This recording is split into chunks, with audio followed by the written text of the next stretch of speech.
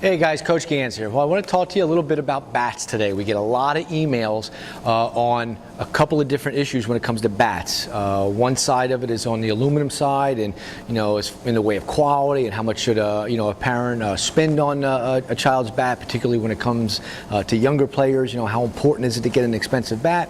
And then we also get a lot of calls on wood bat, and we have a lot of questions on when is it appropriate to start allowing a child or player to use wood. So I want to talk to you about those couple of areas today. First, let's just kind of get the aluminum bat out of the way. It's in my personal opinion, I don't mean to tick off any vendors or people that subscribe to us, but it's in my opinion that most parents and coaches spend way too much on aluminum bats for their players. So much has just been so much weight has been given to the using such a light bat, with the two-piece bats today, and these kids are using minus numbers up in the 12s and the 14s. It's just getting out of control. So I got a little secret for you. If you've been looking at this channel for a while, my my instructional philosophies. You'll know that what we teach here at our academy is to swing down to the baseball, and the secret is that a hitter basically has about 24 inches to go from his launch position down to contact. 24 inches. The pitchers are pitching from 46, 55, 60 feet away, and our hitters got to go 2 feet. So I got news for you. How much lighter does the bat have to be to go 24 inches? He's only going 2 feet. He doesn't need an ultralight weapon. He's only going 24 inches to the ball. So all this hoopla into the light bats is overrated. He's only going 24 inches. He's going straight down to the baseball. So you don't need to get caught up in these ultralight bats. And I'm going to even teach in a second why it's even detrimental to your child's development, having them go to these ultralight bats. But in the way of quality and expense, it's just my belief that you're spending way too much on these bats. Yes, there are some very, very cheaply made aluminum products out there, and you don't want to do that. You want to, if you're going to invest your money, you want something that's going to last for the period of intended time. So again, just like with gloves that we talked about earlier, you do want to make an investment and get a quality bat that's going to last. It's not going to break. But it's in my opinion, sometimes spending $2.99, $3.99 now for some of these bats for a 9, 10, 11-year-old player is really unnecessary. So if your player wants a good, expensive, high-quality bat, so be it. There's nothing wrong with it. But I guess the point I'm trying to make is it seems like a lot of the expense that goes into these bats is in the lightness and the weight. That seems like the lighter the bat, the more pricier the bat. So if you kind of just do the math, and I'm telling you that you don't need that light of a bat, then you could probably get away with a real middle-of-the-road price bat and do just as well. So I'm not telling you that you can't, spend a considerable amount of money if you want on a bat, but spend it in the quality and the construction. Don't necessarily spend the big bucks for an ultralight bat, because that's not always going to help you, and we're going to talk about that right now.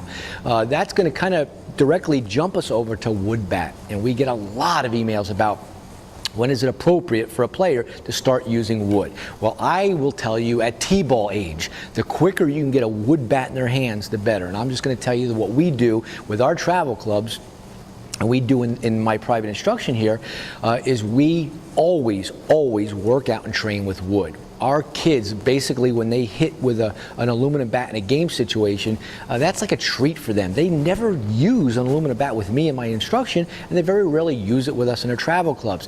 If we play in a wood bat league, then obviously you're using wood. Not only are they training with wood throughout the winter, but they're using wood all season long. If we play in an aluminum bat conference, then they'll train all winter long and all during the off season with wood, and they'll even train with wood during their practice sessions while the season's going on.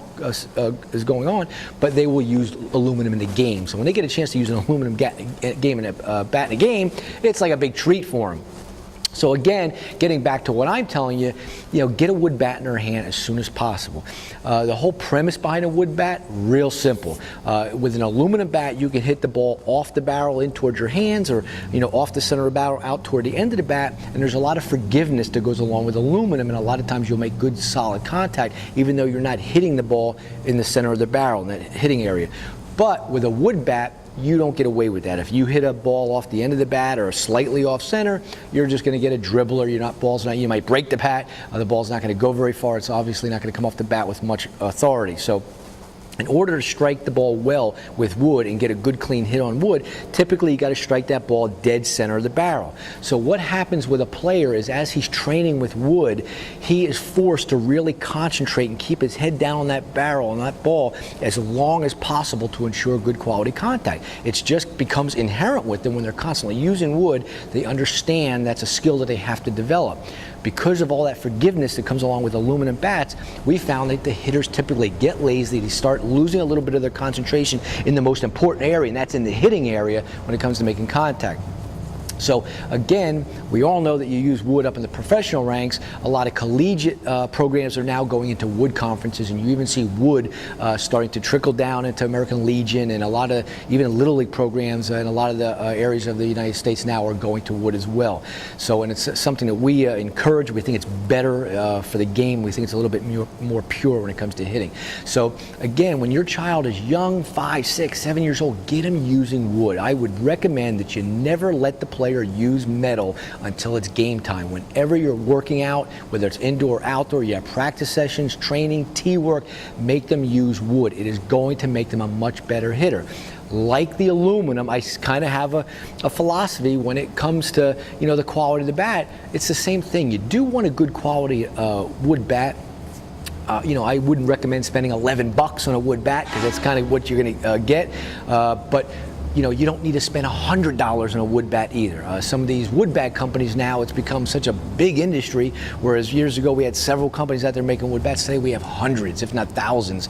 It seems like every week we get addressed by another company popping out wood bats. Some of these companies are trying to take the wood to a whole new level. Obviously there's all different types of materials, and bamboo now, and composites, and combination bats. There's enough to make your head spin. You can spend $25 or $30 and get a fairly good quality you know, ash wood bat that is going to really last for most young players. Most 9, 10, 11-year-old kids don't hit the ball hard enough to break a bat hitting it slight off center. In fact, we find it with our younger players, most of the time if they break a wood bat, it's because they hit it off the, you know, the end, especially if it's a cup bat. So again, you don't have to spend a ton of money on a wood bat. Spend $25, $30, get him a lower end, you know, wood bat by a reputable company, and get him starting to train with that wood bat. What we do for our training bats is we spend we have our younger players, and even our older players do, is they'll tape up the sweet spot of the barrel. They'll put some bat tape around that. That'll help protect that area for repetitions when they're swinging hundreds of times in that area. They can tape up the handle as well. Some of our older or collegiate players will actually put a couple of rolls of tape on their barrel or bat just to make it a little bit heavier. Now keep in mind, when it comes to shopping for a wood bat, very unlike your aluminum bats, most wood bats don't have any minus numbers. So most wood bats are, they're as heavy as they are long. So let's just say if you're shopping for a 32-inch bat, more than likely it's going to be a 32-inch long bat, and it's going to be 32 ounces in weight. So no minus numbers. So the other thing that it does for you when you train with a wood bat, it is constantly making you use a heavier bat than you're typically used to. So then when you swing, you know, hundreds of times a week with a piece of wood, and then somebody lets you use an aluminum bat that's a -3 or a -5 or whatever it is for your game time, it's going to feel like you're swinging a toothpick. So again, get back to those aluminum bats where you don't have to spend a ton of money.